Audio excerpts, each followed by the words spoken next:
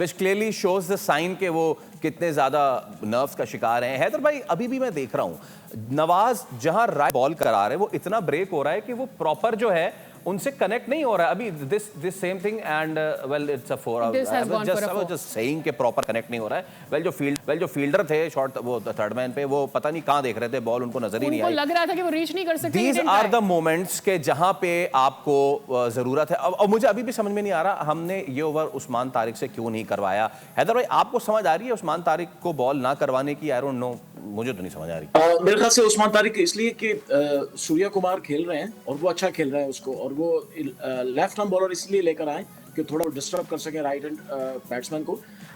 अच्छा, एक बात आप देखें थोड़ा सा जो है कि पिछले 2 ओवर से 3 ओवर से पिच एकदम से स्लो हो गई है।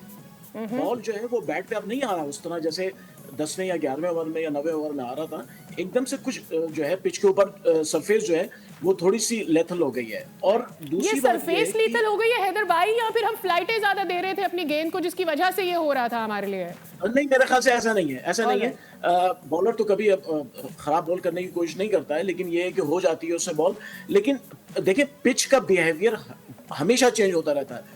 और श्रीलंका में शोएब मोहम्मद साबिक टेस्ट क्रिकेटर हैं, उन्होंने बड़ी क्रिकेट खेली है वहाँ पे श्रीलंका में, वो कंफर्म करेंगे कि वहाँ पिच का बिहेवियर बहुत जल्दी चेंज होता है वहाँ पे। कभी कभी जो है वो फुट मार्क से भी चेंज होता है, कभी जो है बॉल जो है खुद वहाँ पे ग्रिप होने लगती है पिच के ऊपर।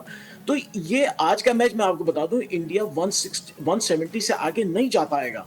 ये स्कोर जो है अगर ये 160 प्लस भी ले जाते हैं, बहुत बड़ी बात होगी इंडिया के लिए। इस वक्त उनके लिए रन्स बनाना बहुत मुश्किल हो रहा है, और बॉलर्स का जो इस वक्त जो उनको हेल्प मिल रही है, ये आगे जाके बड़ी इंडियन बैटर्स के लिए बड़ी मुश्किल हो जाएगी रन्स बनाना। ओके, नाउ वी सब्सक्राइब करें और बेल दबाएं ताकि कोई खबर रह न जाए।